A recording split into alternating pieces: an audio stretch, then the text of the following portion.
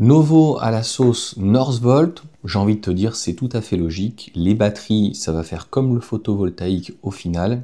Eh bien, il est maîtrisé en totalité par l'industrie donc chinoise. D'ailleurs, il y a l'un des leaders solar, je ne sais plus comment, le nom n'est pas important, mais un des leaders donc, de panneaux photovoltaïques qui vient s'installer dans le Doubs, notamment pour faire une usine, donc c'est cette année qu'il est prévu, et pour éviter les frais de douane.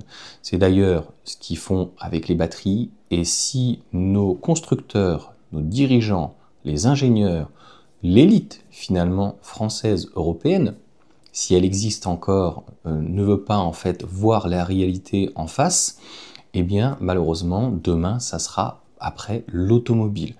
Donc c'est assez compliqué, en fait c'est des erreurs stratégiques. Nous maîtrisons donc les moteurs, et demain cette sortie de moteurs avec de l'hybride rechargeable ou éventuellement des prolongateurs, ce n'est pas forcément la bonne situation. Donc les constructeurs aujourd'hui chinois maîtrisent les panneaux photovoltaïques, les constructeurs, en tout cas les fabricants donc chinois, maîtrisent dans l'ensemble les batteries, puisque BYD est plutôt pas mal. Je pense que l'un, c'est même pas des plus sérieux, le plus sérieux aujourd'hui, c'est CATL. Donc CATL avec qui donc le groupe Stellantis va travailler en Espagne. Moi, ça n'a rien en fait de choquant de faire des fusions, des partenariats. Là, après Northvolt, donc encore un autre nordique, je crois que c'est un Suédois, qui est une filière de Volvo, Volvo qui est une filière de Geely, et Geely normalement qui fait aussi donc des batteries pour Zeekr, leur Golden Bricks, etc.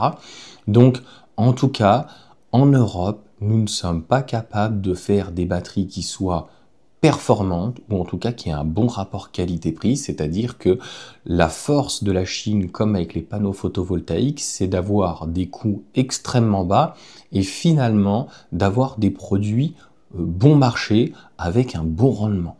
C'est le cas donc de CATL, c'était pas le cas avec les moteurs thermiques concrètement, ils étaient, je pense, pour ne pas dire nuls. Pareil, ils se sont énormément améliorés sur les plateformes, ils se sont énormément améliorés donc sur la sécurité. Donc la question qu'on peut se demander, qui est un peu triste, mais c'est comme ça, c'est la vie, qu'est-ce qu'on fait? Alors, rien n'est perdu. Contrairement aux batteries, nous avons énormément de constructeurs encore. Il y a Volkswagen où ça va quand même très bien dans l'ensemble, 9 millions de véhicules vendus. Nous avons bien sûr l'industrie allemande, l'industrie française, italienne et éventuellement anglaise. La question est de savoir si finalement on veut plus faire de après tout ce qui est industriel, le tertiaire, le quaternaire. Est-ce qu'on veut continuer encore à avoir des ouvriers?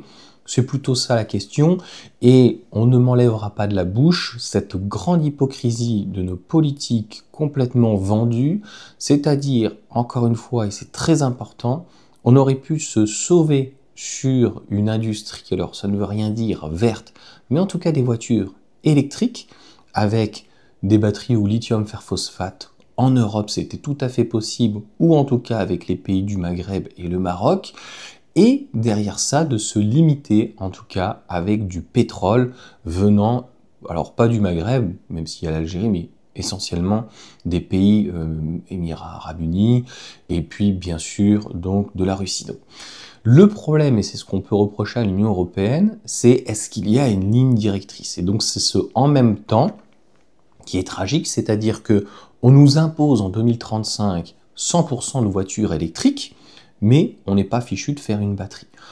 Le prochain, c'est terrible. Est-ce que ça sera ACC? Est-ce que ça sera Verkor? Verkor, de toute façon, demain, fait vraiment très très peu. Hein. C'est franco-français. Malheureusement, on verra bien ce que ça va donner. Et puis, pareil pour ACC. Est-ce que ACC va être remplacé par CATL, puisque CATL arrive en Espagne, mais dans un premier temps avec des batteries LFP? Est-ce que ACC va pouvoir proposer des batteries peut-être de meilleure qualité ou de meilleure densité? Mais pour le moment, sur la batterie, je ne parle pas forcément de la voiture électrique, en tout cas, on ne fait pas mieux. Sur la voiture électrique, les constructeurs européens, qu'est-ce qui manque en fait à nos constructeurs européens? On le voit, il nous manque en fait un Tesla. il nous manque un constructeur qui puisse mieux développer donc des charges rapides, même s'il y a Ionity, et puis des véhicules en fait qui soient beaucoup plus efficients. Donc des véhicules avec des petites batteries qui finalement ont des bonnes autonomies. Aujourd'hui, malheureusement, on le voit même finalement avec la CLA et sa plateforme MMA, soi-disant 800 volts, etc., ça reste donc une partie hybride, donc ça reste des châssis hybrides, des châssis multi-énergie. Et donc malheureusement, on n'a pas une efficience. On sait que les constructeurs, eux, chinois, sont partis à 100% donc sur l'électrique, parce qu'ils ne savent pas faire de thermique. Ils utiliseront pour les hybrides rechargeables, en tout cas aux prolongateurs, eh bien, les moteurs. Pour l'essentiel, en ce moment, c'est du Volkswagen ou du General Motors. Donc, voilà. Qui sera en fait le prochain? Est-ce que le prochain, ça sera une usine de batterie ou un fabricant de batterie? Alors là, pour le moment, on parle bien sûr de licenciement quand même de la moitié donc du personnel, hein, des employés, des ouvriers, etc. Mais de toute manière, ça sent pas bon parce que, eh bien, on n'est pas compétitif et en plus, on n'a pas. Ils sont en plus en retard. Northvolt, il faut bien se rappeler que Porsche a dû décaler en fait sa production, mais même le Macan sur pratiquement 1 à 2 ans, parce qu'en fait, ils n'étaient pas au point.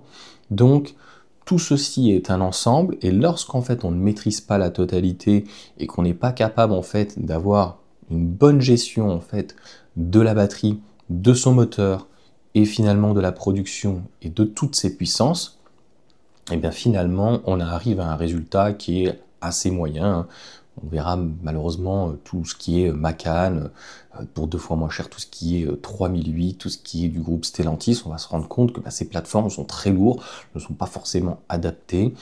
Et derrière, eh bien, il va falloir se remettre en question parce que ça arrive, bien sûr, avec BYD, avec MG qui propose une très belle gamme, BYD aussi de plus en plus.